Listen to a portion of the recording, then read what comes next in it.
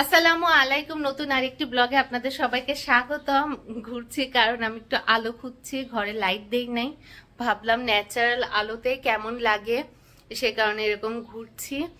আর এই তো আমি এখন আমার ভাইয়ের রুমে আছি, ও তো অফিসে গিয়েছে। আর কি বলবো, ওই প্রপার ভাবে ওরকম ব্লগ করা হয়ে উঠছে না। মানে কয়েকদিন থাকার কথা মানে কয়েকদিন থাকবো বলে ভেবে এসে এখানে আজ 14 দিন হচ্ছে আছি।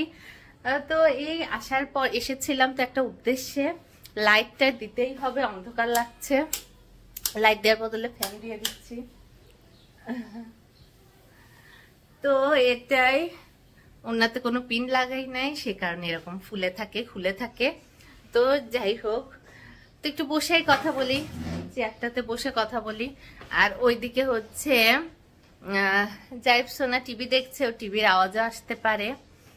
আর মশারি হচ্ছে খুলে রাখলে ভালো, বাট ওই আমার ভাইও আমার মতো হচ্ছে একটু সুবিধা খোঁজে। আর প্রতিদিন যেহেতু মশারি লাগাতেই হবে, মশা অনেক, সে কারণে প্রতিদিন ওই 4টা জিনিস মানে লাগানো খুবই প্যারা লাগে। সেজন্য অন্তত কষ্ট তো হয়, একটু কম কষ্ট হোক, 2টা ঝুলে আছে আর ঝটপট আর 2টা লাগালে মশারি টাঙানো হয়ে যাবে। তো সেজন্য এরকম ঝুলিয়ে রাখে। আমি তো মানে এর থেকে আরেকটু বেশি, যেহেতু দুপুরবেলা যাই ঘুমালে মশারি লাগাতে হয়, সেজন্য একটা শুধু খুলে রাখি আর 3টার উপরে এরকম পেঁচিয়ে রেখে দিই। আর যখন দরকার হয় তখন ওই একটা দড়ি টানিয়ে লাগিয়ে দিলেই হয়। আর আম্মু ওইদিকে রান্নাবাড়ি করছে। আর অলরেডি তো বাসা চেঞ্জ করে ফেলেছি, গাজীপুর টাটা বাই বাই করে চলে আসা হয়েছে। জিনিসপাতিও কাল সব নিয়ে এসেছে আব্বু আর হচ্ছে আমার হাজবেন্ড মিস্টার শোভন। তো ওনারা নিয়ে আমাদের বাসায় সব জিনিস রেখে চলে এসেছে। আর আজকে আমরা যাব যে দেখব, কারণ জিনিস তো যেহেতু 3 রুমের জিনিস, এখন 2 রুম পুরা নাকি ফুল হয়ে গেছে। এখন আল্লাহ জানে। ফার্স্টে তো একটা খাট বাদ দিতে চেয়েছিলাম, এরপরে আবার ভাবলাম ওই খাট আবার এখানে এনে টানাটানি করা, এখানে আমাদের এখানেও জায়গা নাই, আর কি দরকার শুধু আবার টানাটানি করা। তো ভাবলাম যেভাবে সব জিনিস অ্যাডজাস্ট করা যায় করলেই ভালো। তো তাই সবই রেখে আসা হয়েছে। জারিফের তো এখন খেলার ঘর বাদ, এরকম আরো মানে খোলামেলা জায়গা পাবে না। তারপর আমি যেয়ে দেখবো যাতে অন্তত জারিফ দৌড়াদৌড়ি করতে পারে, খেলাধুলা করতে পারে। একদম চিপা তো চিপা মানে একদম গোডাউন বানিয়ে রাখে মানুষ ওইটা, যেখানে হচ্ছে কেউ বসবাস করে না, আমাদের তো ওখানে থাকতে হবে। সো একদম তো মানে জিনিসে ভরা থাকলে পরেও তো হবে না। তাই আমি আজকে যেয়ে দেখবো কিভাবে কোথায় কি সেট হয়। আব্বুই সেট করবে, আমি একটু যে আব্বুর সাথে দেখবো। তারপর দুজনে চয়েস হলে পরে তারপর আব্বু এক টাইমে সবকিছু সেট করে দিবে। এরপরে আমি যে সব গোছগাছ করে তারপরে আল্লাহর ইচ্ছা হলে পরে ঝটপটে আমি উঠে পড়তে চাই। আর এটাই, আব্বু সুস্থ থাকুক, ভালো থাকুক, কারণ এতদিন যত বাসা চেঞ্জ করেছি সব হচ্ছে আব্বুর হেল্পে করেছি। আব্বুই হচ্ছে সব চেঞ্জ করতে সাহায্য করেছে। আর এবার তো বেশি করেছে, এবার তো আমি একদমই হচ্ছে কিছু করতে পারি নাই। আচ্ছা রাখো। এই জারিফ বলো তো আসসালামু আলাইকুম, বলো আসসালামু আলাইকুম বলো। ঠান্ডাতে একদম জর্জরিত, কি আর বলবো, দুষ্টটার খাওয়া দাওয়া উঠে গেছে আর অনেক ঠান্ডা লেগেছে। যাই পাপা, তা নানি আপা এখন এটা ওকে দিয়ে গেল, কারণ সকাল থেকে ওরকম খাওয়া দাওয়া করে নাই, কিছুই করে নাই, তাই এক একটা দিয়ে যাচ্ছে যে যেটা খায়। তো একটু মাছ ভেজে দিয়ে গেল, এটা আমি এখন খাওয়াবো। মানে একটু গরম ঠান্ডা হোক, দেখি খাওয়াতে তো চাই, ও খায় কিনা এটা হচ্ছে দেখার বিষয়। আর এই এখন আম্মু রান্নাবাড়ি নিয়ে বিজি, আম্মু সব কাজে শেষ হলে পরে এরপরে বিকেলের দিকে আমরা যাব আমার বাসায়, যাব যেয়ে দেখবো ওখানকার কি অবস্থা।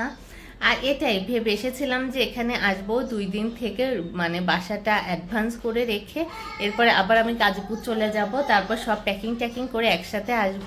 কিন্তু এখানে এসে আমি অসুস্থ হয়ে গেলাম, আমার ছেলের ঠান্ডাটা বেড়ে গেল, কারণ বাইকে এসেছিলাম, ওর বুকে ঠান্ডা লেগে বসে গিয়েছিল, তো অনেক ঠান্ডা লেগে গিয়েছিল। তো 2 জন মিলে মানে একদম একাকার অবস্থা।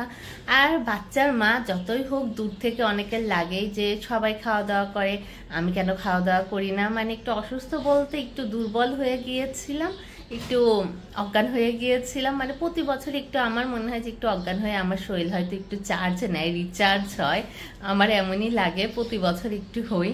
তো এটা হচ্ছে আবার কিছু কিছু মানুষ আছে যে মানে এমনভাবে কেয়ার দেখায়, মনে হয় যে কেয়ার দেখাচ্ছে না কেয়ারের মাঝে মাঝে কথা শোনাচ্ছে, বোঝা মুশকিল হয়ে যায়।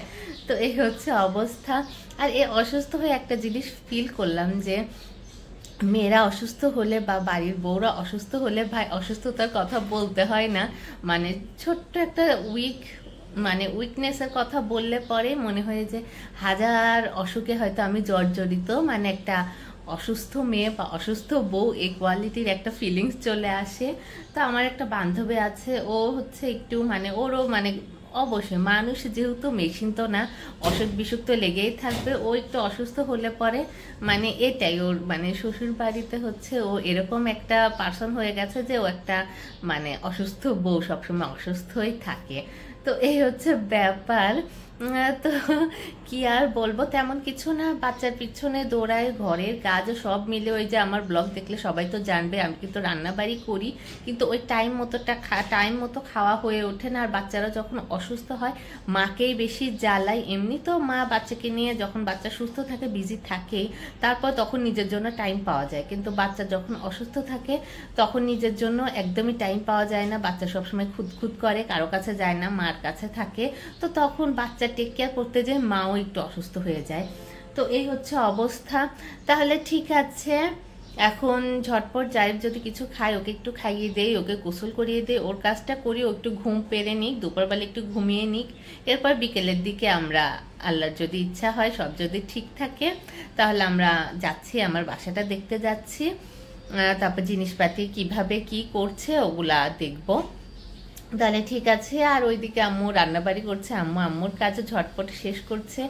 আর এইদিকে কি আর দুর্বল মানে হচ্ছে যখন বাসা চেঞ্জ করার জন্য একদিনের জন্য গিয়েছিলাম গাজীপুর, তখন জারিফের পাপা মানে বউর তো কোনো কেয়ার করা নাই, মানে ওরকম একটু বলবে তোমার কি অবস্থা, এরকম খোঁজ খবর নাই। উল্টা আরো বলতেছে আমার ছেলেটা শুকে গেছে, তুমি মোটা হয়ে গেছো মানে 2 দিন একটু গরম গরম খাবার খাচ্ছি, নিজে রান্না করতে হচ্ছে না, আম্মু গরম গরম খাবার সামনে দিচ্ছে, একটু নিয়ম করে খাচ্ছি, তাই হয়তো একটু মানে একটু বেটার হয়েছে, একটু মুখটুক হয়তো ফুলে গেছে মাশাআল্লাহ।